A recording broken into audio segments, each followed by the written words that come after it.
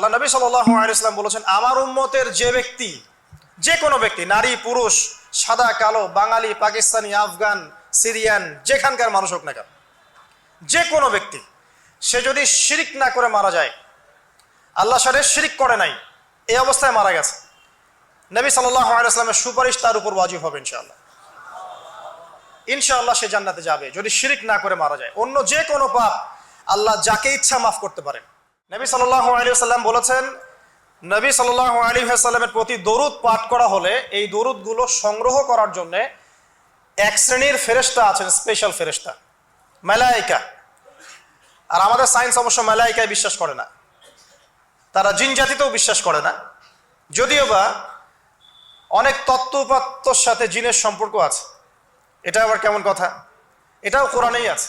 যত বেশি সালাত প্রদান করবে নবী সাল্লাল্লাহু আলাইহি ওয়াসাল্লামকে, ইনশাআল্লাহ তাআলা সে সচ্ছল হবে, টেনশন ফ্রি থাকবে, সুখে শান্তিতে পৃথিবীতে বসবাস করবে ইনশাআল্লাহ। আর সুখ বলতে আমি শুধুমাত্র চাকচিক্য বোঝাচ্ছি না, বাড়ি গাড়ি স্ট্যাটাস বোঝাচ্ছি না। সুখী হওয়ার জন্য টাকা যথেষ্ট না। অনেক সময় দেখবেন কোটিপতি মানুষ সুখী নয়, একজন ভ্যান চালক সুখী। সুখ টাকা দিয়ে কেনা যায়? কোন দরুদ পাঠ করব? একটা সংক্ষিপ্ত দরুদ আছে, পড়তে পারি আল্লাহুম্মা সাল্লি ওয়া সাল্লিম আলা নবিয়িনা মুহাম্মদ, এটা পড়তে পারি। আরেকটা আছে আল্লাহুম্মা সাল্লি আলা মুহাম্মাদিন ওয়া সাল্লিম, এটা সংক্ষিপ্ত। আর যদি আপনার সামনে নবীর নাম উচ্চারণ করা হয় বলবেন সাল্লাল্লাহু আলাইহি ওয়াসাল্লাম।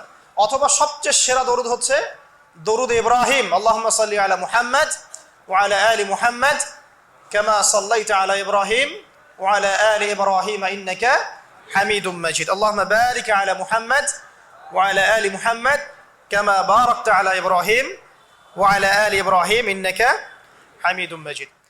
বেশি বেশি দরুদ শরীফ পড়তে হবে।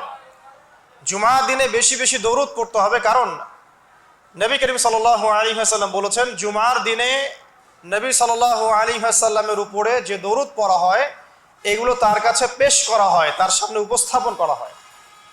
কেউ সালাম দিলে নবী করিম সাল্লাল্লাহু আলাইহি ওয়াসাল্লাম তার জবাব দিয়ে থাকেন।